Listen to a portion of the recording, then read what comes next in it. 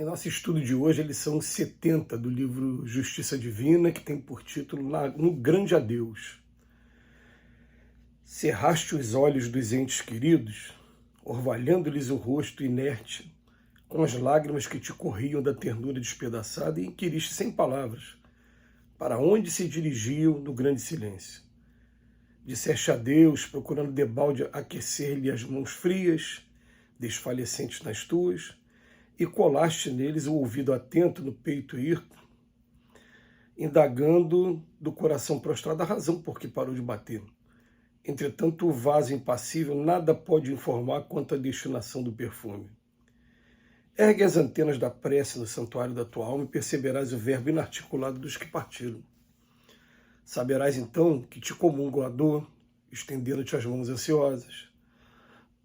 Arrojadas à vida nova, querem dizer-te que ressurgiram, extasiados perante o sol que a imortalidade lhes apresenta, suspiram por transfundir a saudade, o amor no cálice da esperança, para que não desfaleças. Libertos do cárcere em que ainda te encontras, rogam-te paz e conformação para que possam enfim demandar a renascente manhã que lhes acena dos cimos. Não lhes crave nos ombros a cruz da aflição, nem lhes turve a mente no nevoeiro de pranto que te verte de angústia. Honra-lhes a memória, abraçando os deveres que te legaram, e ajuda-os para que avancem com a tua bênção, de modo a te prepararem lugar na pátria comum, em que todos nos reuniremos um dia. São agora companheiros que te pedem fidelidade e consolo, para que te confortem à maneira da árvore, que solicita a rega da fonte a fim de preservá-la contra a secura. Ante o fel da separação, trabalha com paciência e confia neles, e quando a agonia da suposta distância te constrinja os refúgios do espírito, deixa que eles próprios te falem ao pensamento sobre a luz da oração. A gente vai encontrar no estudo da doutrina espírita, no livro Evangelho segundo o Espiritismo, no capítulo 5, dois textos muito significativos. Um é a perda de entes queridos e morte prematura, e a outra é se fosse um homem de bem, teria morrido. Esses dois textos, eles vêm trazer uma nova significação para esse fenômeno chamado morte, mas chamando a atenção nossa, procurando orientar de que a gente aqui na Terra, a gente não consegue perceber mais, a gente está ferrolhado aqui nos instintos na vida material, e o que acontece? A gente não consegue perceber, de regra, a vida no mundo espiritual. Mas os espíritos estão falando para a gente o tempo todo. A vida principal é do outro lado. Essa aqui é muito passageira, é muito rápida. Nós não conseguimos ver, de regra, aqueles que estão do outro lado, mas eles que estão do outro lado conseguem ver o outro lado e a gente. A matéria que eles estão revestidos agora são mais sutis, né? A matéria é mais sutil. E o que acontece é eles conseguem ver essa matéria grosseira e também enxergar a realidade deles. Só que eles não conseguem, através da matéria, para dar prova patente para todos, eles voltarem naquele mesmo corpo e dizer o que eles estão vendo do outro lado da vida. Não conseguem fazer isso com a gente. Então, esse mundo, por ser um mundo de provas e um mundo de expiações, a morte ainda é vista como uma dor muito grande para a maioria de nós. Nós somos apegados, nós amamos, e amar, é claro que a gente não vai deixar de amar nunca, mas a gente só vai conseguir enxergar outras faces desse amor. Mas a doutrina espírita, ela vem esclarecendo para a gente como acontecem esses fenômenos e mostrando para a gente que temos responsabilidade também em ajudar esses espíritos que são os nossos queridos e que estão desencarnando. No capítulo 28 do Evangelho segundo o Espiritismo, a gente vai encontrar prece por aqueles que acabam de deixar a vida.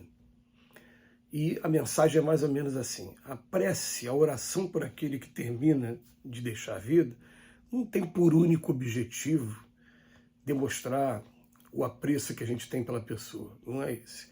Mas tem principalmente de ajudar nesse momento de desenlace e procurar abreviar essa perturbação que todos experimentamos quando estamos nesse momento de desenlace também. Perturbação por quê?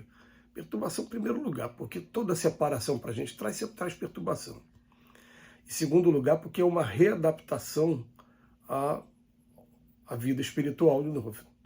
A gente ficou tanto tempo preso dentro desse corpo físico, que é a semelhança daquele que coloca um boné na cabeça, anda de boné para tudo quanto é lugar, e daqui a pouco, quando tira, tem a impressão de que o boné ainda está na cabeça. A gente, espírito, ainda fica meio que sentindo os efeitos do corpo físico durante um tempo, até que a gente se desapegue totalmente. Mas a gente vai entender uma coisa. Tem gente que, durante todo esse período que esteve aqui na matéria, abraçou doutrinas várias, que num mundo igual ao nosso, em que o egoísmo ainda é muito grande no ser humano, cada um pretende ter a posse exclusiva da verdade universal. Então cada um vai ter uma corrente diferente. A pessoa se apega àquilo e na hora de desencarnar ela está com a mente solidificada naquilo que ela acredita que seja verdade. É claro que é um processo doloroso, na maioria das vezes, para todos nós, ir desconstruindo cada tijolo por tijolo, todas essas doutrinas equivocadas que a gente construiu ao longo da vida.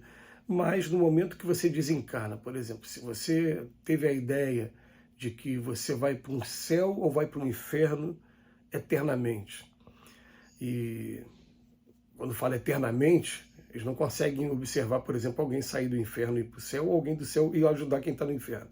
Não, são dois lugares separados e que você vai de vez. Se a pessoa chega do outro lado e começa a observar e achar que aquilo que ele está vendo não se parece com o céu, ele vai acreditar que ele está indo para o inferno para sempre e vai estar proporcionando a ele o maior sofrimento que um espírito pode ter. Está lá no Livro dos Espíritos.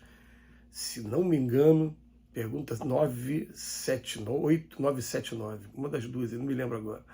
Mas fala assim, qual de todos os sofrimentos, qual é o maior que um espírito pode experimentar? Aí ele fala assim, você acreditar que você está condenado sem remissão. Então o que acontece? No momento em que a pessoa está desencarnando, se eu começo a fazer minhas orações, e a oração por ele deve ser feita como se estivesse conversando com ele. Então, a gente, para fazer de uma maneira mais segura, o que a gente faz? Sempre começando por Jesus, que é o nosso mestre maior. Eu sei que o Senhor pode todas as coisas, se for possível, deixe que as minhas palavras, o meu pensamento, o meu sentimento chegue até o fulano. E aí o que acontece? A gente direciona e começa a conversar. E aí, meu amigo, como é que você está? Tudo tranquilo? Momento difícil, né? Enterro é uma coisa difícil mesmo. Você vê filhos chorando, você vê esposa, marido, parentes, amigos. Você vê pessoas que muitas das vezes estão dissimulando seus sentimentos também, que estão ali só para cumprir protocolo. Ali os sentimentos estão à descoberto. E aí você passa por aquela perturbação toda do encontro com a verdade, mas chega uma hora que terminou, o caixão desceu, vai todo mundo embora e você vai ficar ali naquele, se você ainda estiver ainda sendo desligado do corpo, você vai ficar ali só na companhia desses enfermeiros, desses médicos do outro lado. Qual é o segredo para isso? E a gente começa a trazer ele para boas recordações, começa a trazer ele para a realidade da imortalidade da alma, e eu costumo até conversar mentalmente com esses espíritos assim, olha, tem família aqui encarnada, tem família do outro lado também. Tenta identificar o mais rápido possível alguém que seja da sua família e que seja do seu afeto e se abraça a ele, dá a mão para ele, porque ele está aí, é para te ajudar a desvincular esses últimos laços da matéria e te levar lá para o outro lado para readaptar. Tem um momento aqui do texto de hoje que mexe bastante com a gente, que na verdade ele vem falar para a gente que daqui a pouco eles vão estar recebendo a gente. Igual a gente faz aqui a festa de aniversário, a festa do nascimento da criança. Daqui a pouco eles estão lá do outro lado esperando a nossa chegada para também dar as boas-vindas e para também nos encaminhar. E eu tenho certeza que tem alguns amigos muito queridos que eu gostaria muito de encontrar do outro lado também, nessa recepção. Então a gente aguarda a nossa parte, vai fazendo por enquanto, cumprindo a nossa missão aqui, tendo a consciência tranquila. Que Jesus nos abençoe hoje e sempre.